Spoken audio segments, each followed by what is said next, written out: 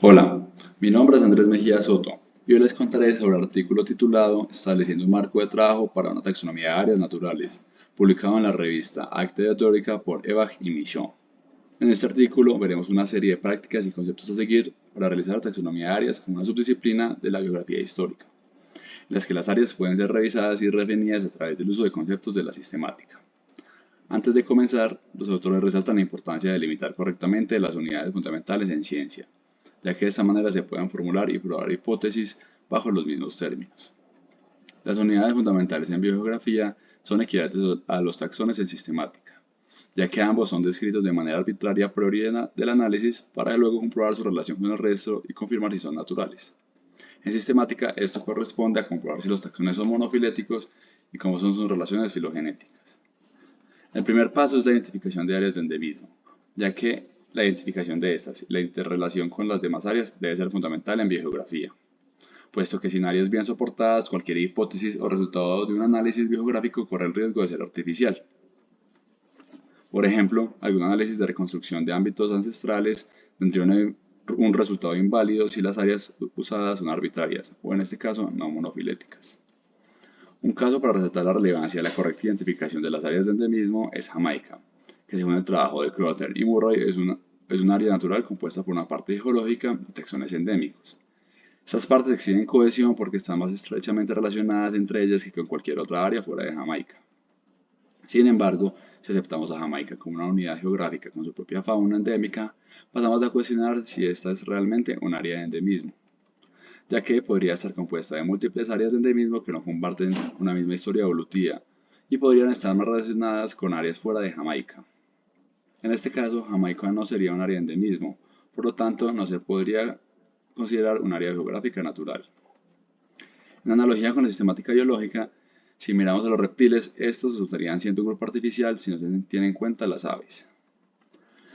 Para ilustrar la necesidad de identificar áreas biogeográficas naturales, utilizan el estudio de Michaud sobre la isla de Celebes que se encuentra al este de Borneo, separada por el estrecho de Makassar.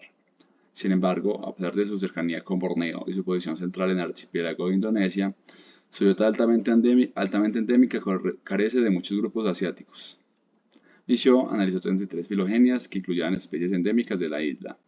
Estas mostraron que el 40% de los taxones se encontraban en clados exclusivos de Asia y el 30% se encontraban en clados de Australasia. Sin embargo, si se incluye un solo taxón en el análisis, resultaba que la isla estaba relacionada completamente a Asia o Australasia, lo que demuestra que la biota de Celebes es compuesta. Por lo tanto, la isla no es un área geográfica natural. Tratarla como si su biota no fuera compuesta sería un sesgo e invalidaría los resultados de algún análisis. La historia geológica respalda esta mezcla de biotas, pues la isla está compuesta por tres territorios. La parte occidental se desprendió de Borneo hace 45 millones de años. La península del sudeste hace parte de una extensión de la corteza australiana que se unió hace 20 millones de años. Y el brazo del norte hace parte del arco volcánico de Australasia que se unió hace aproximadamente 15 millones de años. Por lo tanto, las relaciones entre los territorios no son monofiléticas. Así, cada uno de los brazos está más relacionado con su lugar de origen que entre ellos mismos. Otro ejemplo realizado con filogenias de aves es el de las islas subantárticas de Nueva Zelanda, en donde sus resultados proponían dos relaciones diferentes. Por un lado, las islas subantárticas están relacionadas a Nueva Zelanda y se encuentran en un clado del Pacífico. Y por el otro, se encuentran cercanas a otras islas subantárticas en un clado relacionado a Sudamérica. Pero finalmente, al separar las aves migratorias de las residentes en los análisis, se percataron que las aves migratorias estaban relacionadas a las islas subantárticas y a Sudamérica, y las residentes con Nueva Zelanda en el clado del Pacífico. Existen muchos métodos para identificar áreas de endemismo, los cuales han sido ampliamente discutidos. Sin embargo, para los autores, el problema radica en que las áreas son definidas antes que identificadas. Esta diferencia entre identificación y determinación se entiende mejor a través del concepto de monofilia. Por un lado, existen 5 definiciones de monofilia, que a pesar de ser similares son un poco conflictivas entre sí, pero solo existe una forma de identificar monofilia, y eso es cuando dos taxones están más cercanos entre sí que cualquier otro taxón.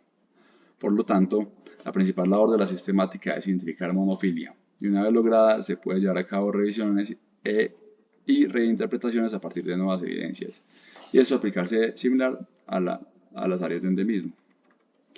El segundo punto tratado por los autores es la taxonomía de áreas, como una nueva subdisciplina de la biogeografía. Continuando con la analogía de los taxones, en la mayoría de los estudios se comienza con un conocimiento a priori de la monofilia, en donde los taxónomos hacen uso de su conocimiento en biología comparada y sus hipótesis de homología para proponer taxones. Lo mismo aplica para la biogeografía. La monofilia de estos taxones es luego puesta a prueba, pero la propuesta inicial de los límites de los taxones dependen del investigador. No hay aún un único método. Sin embargo, las hipótesis sobre los límites de los taxones están siempre abiertas a ser evaluadas con nuevos datos cuando se realizan revisiones taxonómicas. De esta manera también trabajan los biogeógrafos.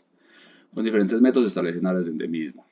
Y, si algún biogeógrafo no está de acuerdo con los límites del área de endemismo, podría ser revisada a la luz de nueva evidencia. Sin embargo, la mayoría de ellos no revisan áreas de endemismo para proponer nuevos límites, sino para crear nuevas áreas de endemismo, llevándonos a un sinfín de áreas biogeográficas y nombres de áreas.